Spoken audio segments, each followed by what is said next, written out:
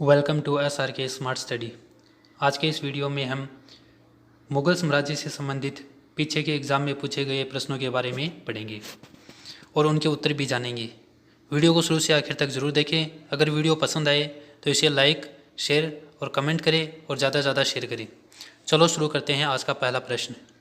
हमारे सामने आज पहला प्रश्न है, मुग़ल वंश के संस्थापक कौन है?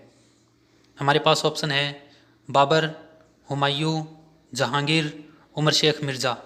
इस प्रश्न का सही उत्तर होगा ऑप्शन ए बाबर। मुग़ल वंश की स्थापना बाबर ने 1526 में पानीपत के प्रथम युद्ध में इब्राहिम लोदी को हराकर की। अगला प्रश्न है, बाबर का जन्म कब हुआ था? हमें बताना है बाबर का जन्म कब हुआ था। ऑप्शन है 1483, 1484, 1482, 1485। इस क्वेश्चन का सही आंसर होगा ऑप्शन नंबर 1, 1483। बाबर का जन्म 1483 ईस्वी में फरगना यानी वर्तमान अफगानिस्तान में हुआ था। अगला प्रश्न है, बाबर के पिता का क्या नाम था? ऑप्शन है मोहम्मद गोरी, इब्राहिम लोदी, अकबर, उमर शेख मिर्ज़ा। इस क्वेश्चन का सही आंसर होगा ऑप्शन 4, उमर शेख मिर्ज़ा। बाबर का पिता का नाम उमर शेख मिर्ज़ा था, जो कि फरगना के शासक थे। अगला प्रश्न है, बाबर फरगना की गद्दी पर कब बैठा था? हमारे पास ऑप्शन है 8 जून 1494 ईस्वी, 6 जुलाई 1493 ईस्वी, 8 जून 1494 ईस्वी और ऑप्शन नंबर 4 है 7 जुलाई 1493 ईस्वी। इस क्वेश्चन का सही आंसर होगा ऑप्शन नंबर 3, 8 जून 1494 ईस्वी। 8 जून 1494 ईस्वी में बाबर फरगना यानी वर्तमान अफगानिस्तान की एक जगह का नाम है, वहाँ का शासक बना। अगला प्रश्न है, बाबर ने बादशाह की उपाधि कब धारण की थी? हमारे पास ऑप्शन है 1506, 1507, 1508, 1509। इस क्वेश्चन का सही आंसर होगा ऑप्शन नंबर 2, 1507। 1507 में बाबर ने बादशाह की उपाधि धारण की थी। हमारे सामने अगला प्रश्न है, बाबर के कुल कितने पुत्र थे? ऑप्शन है 2, 3, 4, 5। इस क्वेश्चन का सही आंसर होगा 4। बाबर के कुल 4 पुत्र थे। अगला प्रश्न है, बाबर ने भारत पर कितनी बार आक्रमण किया था? ऑप्शन है ए 1 बार, 2 2 बार, 3 3 बार, 4 5 बार। इस क्वेश्चन का सही आंसर होगा ऑप्शन नंबर 4, 5 बार। बाबर ने भारत पर कुल 5 बार आक्रमण किए, जिसमें 5वां आक्रमण 1526 में इब्राहिम लोदी के खिलाफ था। इसी आक्रमण के बाद बाबर ने भारत में मुग़ल वंश की स्थापना की थी। अगला प्रश्न है, बाबर के द्वारा लड़ाए गए प्रमुख युद्ध कौन कौन से थे? बाबर ने भारत में कौन कौन से प्रमुख युद्ध लड़े उसके बारे में बताना है। तो उसमें है, बाबर ने मुख्यतः 4 प्रमुख युद्ध लड़े, जिसमें से पहला है पानीपत का युद्ध, जो कि 1526 में इब्राहिम लोदी के खिलाफ था और इसमें विजय प्राप्त की। दूसरा है खानवा का युद्ध। खानवा का युद्ध 1527 ईस्वी में महाराणा सांगा के खिलाफ हुआ।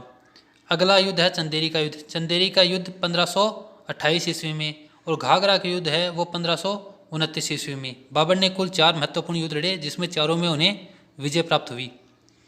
अगला प्रश्न है, बाबर को कलंदर की उपाधि क्यों दी गई थी? हमारे पास ऑप्शन है बाबर की उदंडता के लिए, बाबर की बुद्धिमानी के लिए, बाबर की उदारता के लिए, बाबर की विजय के लिए। इस क्वेश्चन का सही आंसर है ऑप्शन 3, बाबर की उदारता के लिए। बाबर की उदारता के लिए बाबर को कलंदर की उपाधि दी गई। अगला प्रश्न है, खानवा युद्ध के विजय के बाद बाबर ने कौन सी उपाधि धारण की? ऑप्शन है कलंदर की उपाधि, गाजी की उपाधि, विजय की उपाधि, महान शासक बनने की उपाधि। इसमें सही आंसर होगा ऑप्शन 2, गाजी की उपाधि। बाबर ने खानवा के युद्ध, जो कि महाराणा सांगा के विरुद्ध था, इस युद्ध के विजय के पश्चात गाजी की उपाधि धारण की। अगला प्रश्न है, खानवा युद्ध विजय के बाद बाबर ने कौन सी उपाधि धारण की? फिर वही प्रश्न आ गया, इसका उत्तर होगा गाजी की उपाधि। गाजी की उपाधि खानवा युद्ध के बाद बाबर ने धारण की थी। अगला प्रश्न है, बाबर ने प्रारंभ में बाबर के शव को कहाँ दफनाया गया था? ऑप्शन है आगरा के आराम बाग में, नई दिल्ली में, कोलकाता में, जामा मस्जिद में। इस क्वेश्चन का सही आंसर है ऑप्शन ए, आगरा के आराम बाग में। बाबर को पहले आगरा के आराम बाग में दफनाया गया, फिर उसकी वसीयत के मुताबिक उसे काबुल ले जाकर वहाँ दफनाया गया। अगला प्रश्न है बाबर की मृत्यु कब और कहाँ हुई। ऑप्शन है 26 नवंबर 1530 ईस्वी को दिल्ली में, 26 नवंबर 1532 ईस्वी को पाटलिपुत्र में, 26 दिसंबर 1533 ईस्वी को काबुल में, 26 दिसंबर 1530 ईस्वी को आगरा में। इस क्वेश्चन का सही आंसर होगा ऑप्शन 4, 26 दिसंबर 1530 ईस्वी को आगरा में। बाबर की मृत्यु 1530 ईस्वी को आगरा में हुई थी। अगला प्रश्न है बाबर अपने शव को दफनाने के लिए किस स्थान का चुनाव किया था। बाबर ने अपनी मृत्यु से पहले एक वसीयत की थी कि उनके शव को काबुल में दफनाया जाए। इस क्वेश्चन का सही आंसर होगा ऑप्शन 4, काबुल। पहले बाबर को आगरा के आरामबाग में दफनाया गया, उसके बाद उनकी वसीयत के मुताबिक उसे काबुल ले जाया गया और वहीं इनका अंतिम संस्कार किया गया। अगला प्रश्न है बाबर की आत्मकथा किस पुस्तक में दर्शाया गया है। बाबर ने कौन सी पुस्तक लिखी, बाबर की पुस्तक का नाम क्या है। इस तरह से भी ये क्वेश्चन आ सकता है। ऑप्शन है हुमायूंनामा, तजुके जहांगीरी, तजुके बाबरी और शाहजहांनामा। इस क्वेश्चन का सही आंसर होगा ऑप्शन 3, तजुके बाबरी। बाबर ने अपनी आत्मकथा तजुके बाबरी, जो कि तुर्की में लिखी गई है, इसमें अपनी आत्मकथा लिखी है। अगला प्रश्न है अब्दुल रहीम खान खाना ने बाबरनामा को किस भाषा में अनुवाद किया। अब्दुल रहीम खान खाना, जो कि अकबर का नवरत्नों में से एक था, उसने बाबरनामा को फारसी में अनुवाद किया। मूल रूप से बाबरनामा या तजुके बाबरी तुर्की भाषा में लिखी गई थी, जिसे अब्दुल रहीम खान खाना ने फारसी में अनुवाद किया। अगला प्रश्न है चार बाग बनाने की परंपरा की शुरुआत किसके समय हुई। ऑप्शन है बाबर, हुमायूं, अकबर, जहांगीर। इस क्वेश्चन का सही आंसर है ऑप्शन ए, बाबर। चार बाग बनाने की परंपरा भारत में बाबर द्वारा शुरू की गई। अगला प्रश्न है बाबर ने मुगल वंश की स्थापना कब की थी या कब की।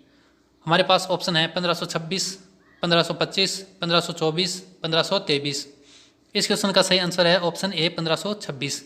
1526 में बाबर ने पानीपत के प्रथम युद्ध में लोधी वंश के शासक इब्राहिम लोधी को हराकर भारत में मुगल वंश की स्थापना की। अगला प्रश्न है बाबर ने 1526 ईस्वी में किस वंश के शासक को हराकर मुगल वंश की स्थापना की थी। इसका सही आंसर क्या होगा। इसका सही आंसर है ऑप्शन 3, लोधी वंश। बाबर ने इब्राहिम लोधी, जो कि लोधी वंश का था, इसे हराकर 1526 ईस्वी में भारत में मुगल वंश की स्थापना की थी। अगला प्रश्न है तुलुगम नीति का सर्वप्रथम प्रयोग बाबर ने किस युद्ध में किया। ऑप्शन है पानीपत का प्रथम युद्ध में, पानीपत की द्वितीय युद्ध में, पानीपत की तृतीय युद्ध में, पानीपत के युद्ध में नहीं, या फिर किसी भी युद्ध में नहीं। इस क्वेश्चन का सही आंसर होगा ऑप्शन ए, पानीपत के प्रथम युद्ध में। पानीपत के प्रथम युद्ध में बाबर ने तुलुगमा नीति का अनुसरण किया। अगला प्रश्न है पानीपत की दूसरी लड़ाई किसके बीच हुई थी। ऑप्शन है अकबर और हेमू के बीच, बाबर और हेमू के बीच, जहांगीर और हेमू के बीच, अबुल हसन और हेमू के बीच। इस क्वेश्चन का सही आंसर है ऑप्शन ए, अकबर और हेमू के बीच।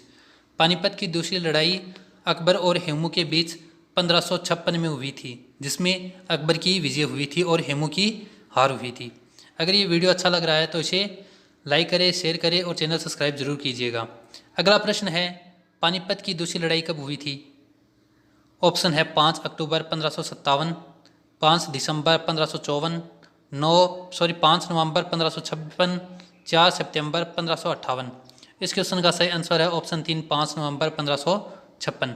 यह है युद्ध अकबर और हेमू के बीच में हुआ था, जिसमें अकबर की विजय और हेमू को पराजय का सामना करना पड़ा।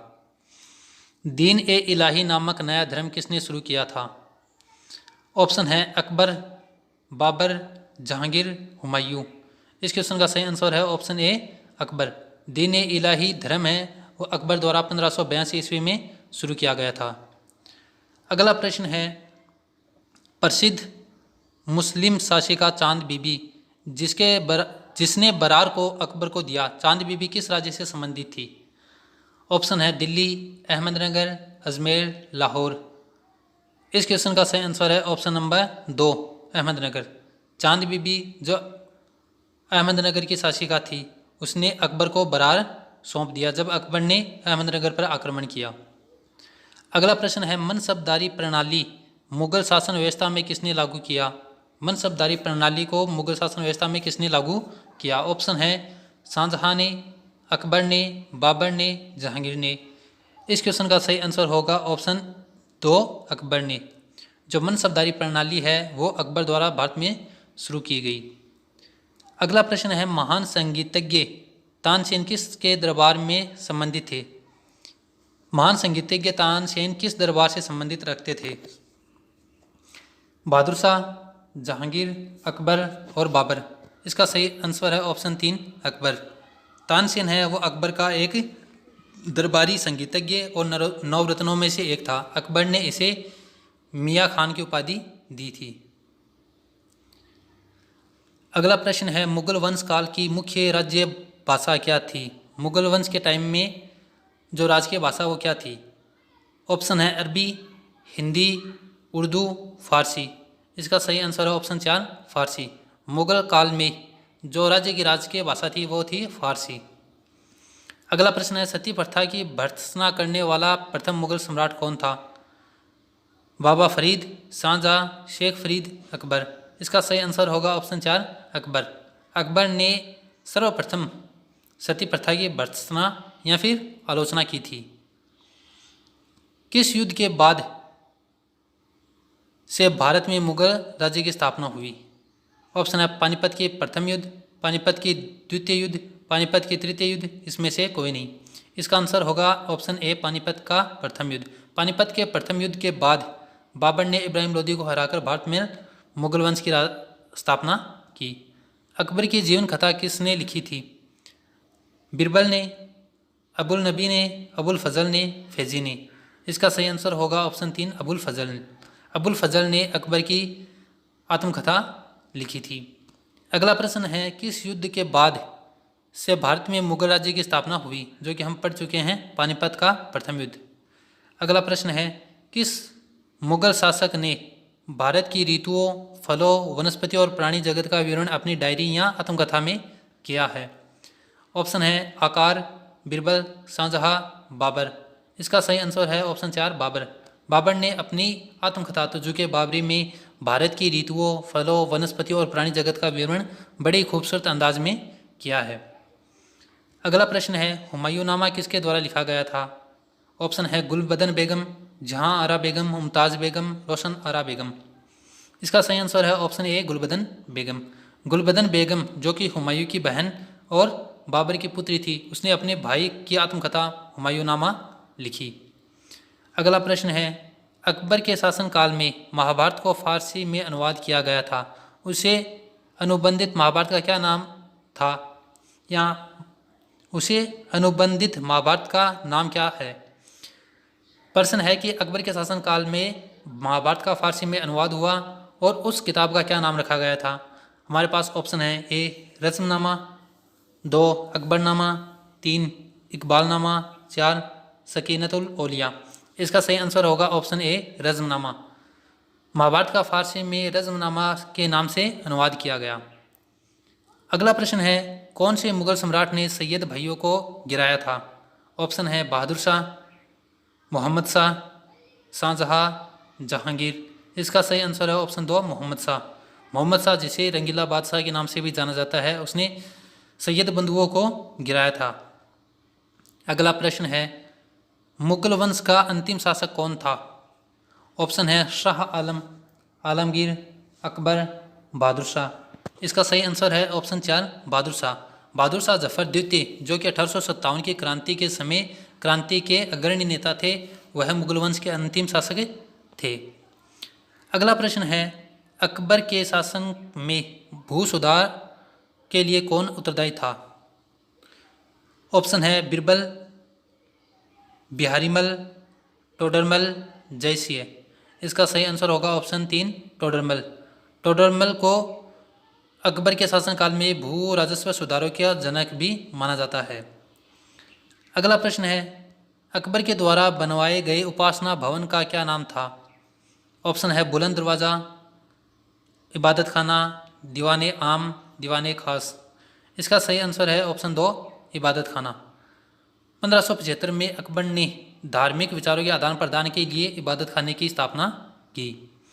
अगला प्रश्न है, सुप्रसिद्ध संगीतज्ञ बेजू बावरा किसके शासनकाल में सुविख्यात था?